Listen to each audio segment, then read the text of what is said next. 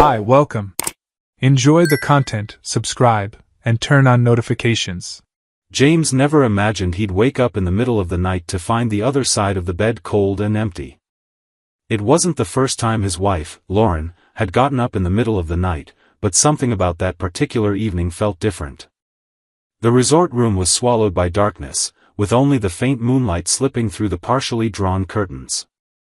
He slowly opened his eyes and realized she wasn't in the bathroom. The closet door was shut, and he heard a soft click, the main door being closed with too much care. James lay still for a few seconds, his heart beginning to race. Over the past few months, he'd noticed small changes in Lauren, the way she guarded her phone, how quickly she deleted messages, the increasingly frequent late nights at work. He'd tried talking to her a few times, but she always had a reasonable explanation, and James wanted to believe her. After all, they'd been together for 10 years. Trust was the foundation of everything, right? But now, lying alone in that king-size bed while she snuck out in the dead of night, all those little suspicions he'd tried so hard to ignore came rushing back with full force. It didn't make sense, or maybe it did, and he just hadn't wanted to admit it. Lauren never went out alone at night, especially not in an unfamiliar place. They'd been at the resort for 3 days, supposedly enjoying a week of rest and reconnection after months of intense work. James had hoped this trip would bring them closer again, that it would silence the doubts growing inside his head. But now, feeling the emptiness beside him, James realized it might already be too late. He waited about 5 minutes before getting up. He quickly pulled on shorts and a t-shirt, grabbed his phone, and left the room. The hotel hallway was quiet, lit only by small lights along the baseboards. James walked to the front desk, but Lauren wasn't there. He went outside and followed the path leading to the beach. The sound of waves crashing against the shore was steady, almost hypnotic. The night breeze carried the scent of salt and a sense of freedom that, at that moment, felt bitterly ironic. That's when he saw her. Lauren was on the beach, near one of the closed kiosks. But she wasn't alone. A man stood with her. They were standing far too close for a casual conversation. James stopped behind a palm tree, his body taut like a tightly wound rope. He watched as the man touched Lauren's face, as she tilted her head and smiled in a way James hadn't seen in months. Then they kissed. James couldn't move. He couldn't shout, couldn't run over and interrupt the scene.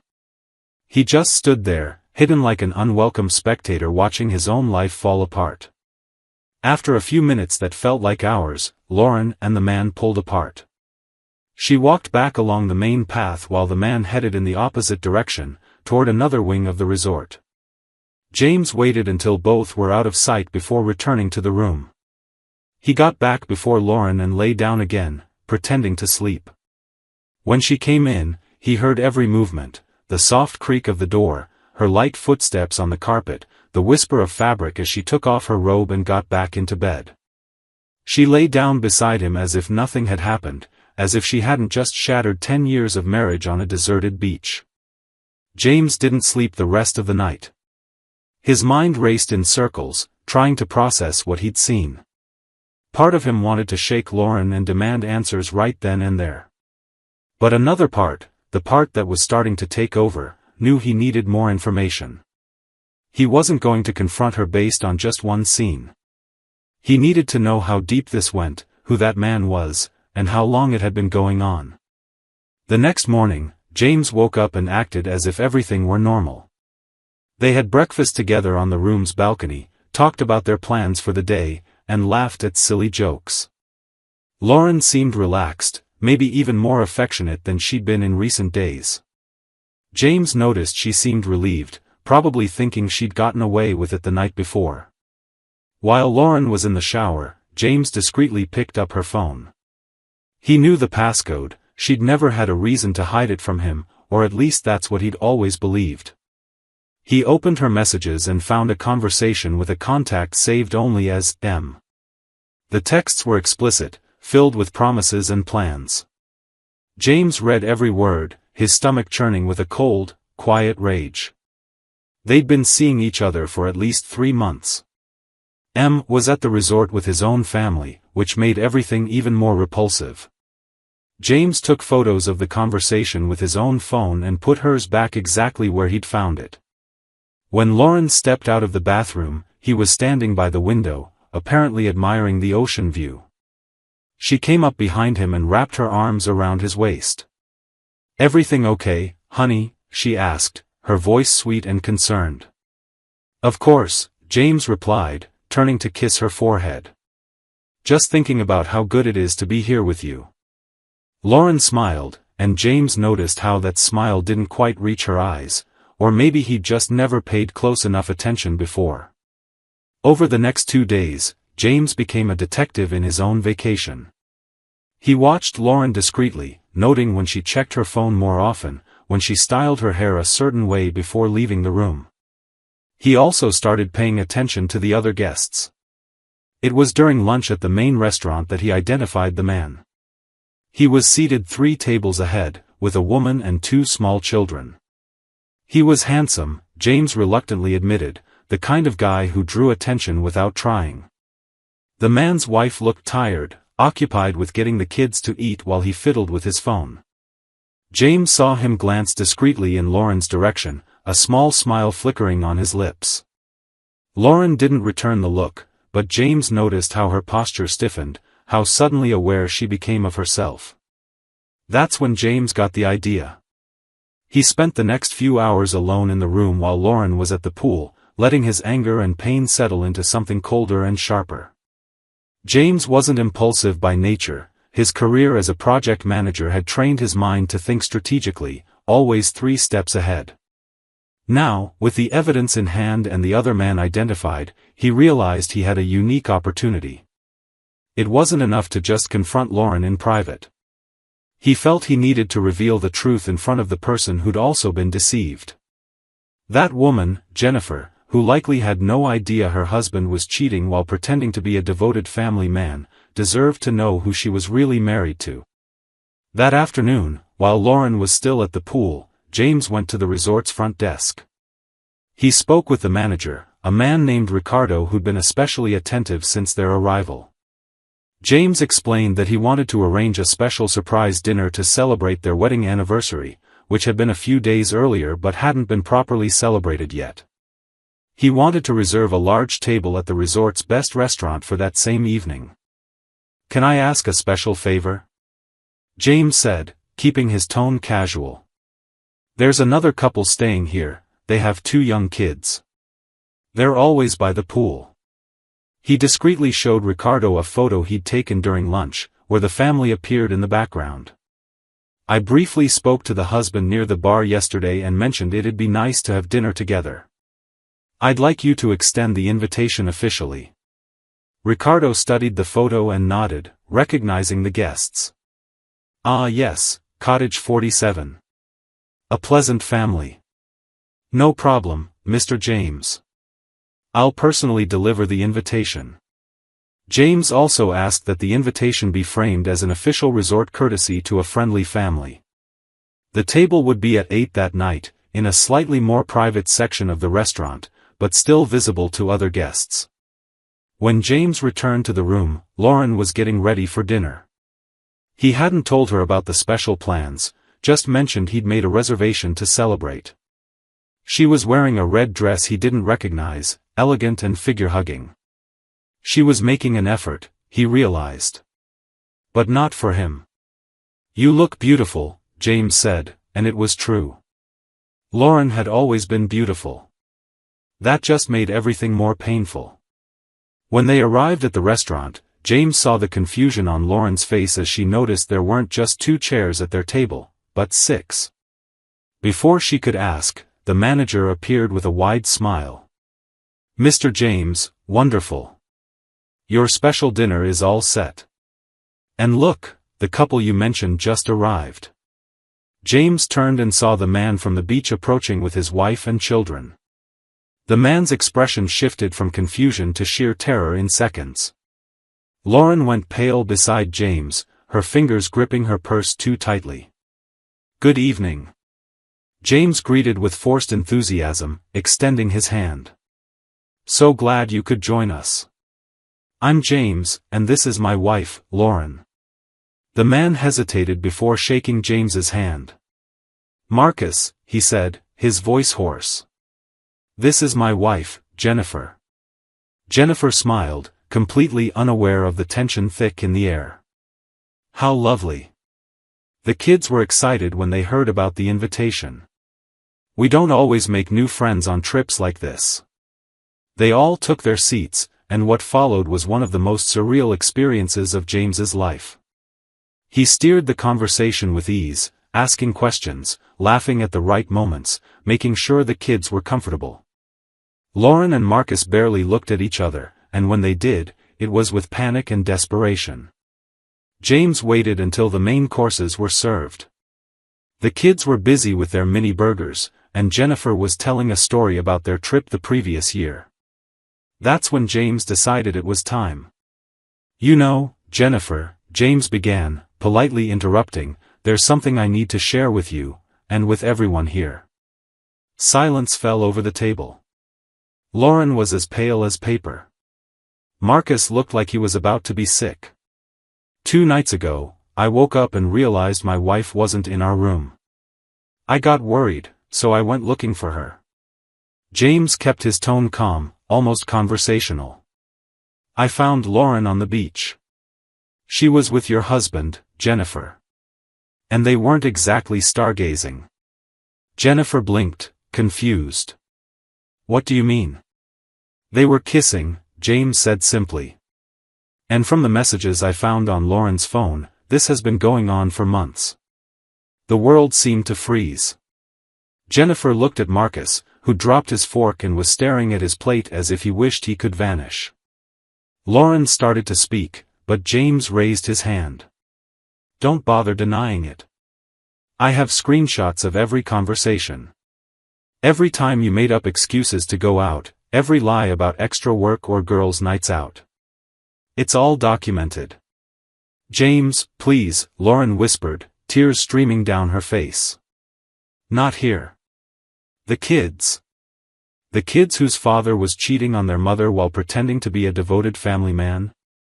James asked, his voice still eerily calm. "You're right. They shouldn't be here. But you know who else shouldn't be here, Lauren? You. At a romantic resort with me, pretending to love me while meeting your lover at night." Jennifer was crying now, her hand covering her mouth. Other guests had started to notice the commotion. A waiter approached hesitantly, but manager Ricardo signaled for him to back off. Marcus finally found his voice. "Look, man, I'm sorry. This was a mistake, You're sorry?" James laughed, but there was no humor in it. "Sorry for what, exactly? For getting caught? Because I bet you didn't feel sorry while you were cheating on your wife and 2 little kids." "Enough!" Jennifer suddenly shouted, standing up so abruptly her chair toppled over. She grabbed the children's hands. They looked around, confused, not fully understanding what was happening. "We're leaving. Now." Marcus started to get up too, but Jennifer stopped him with a look that could melt steel. "You stay. You caused this, you deal with the consequences."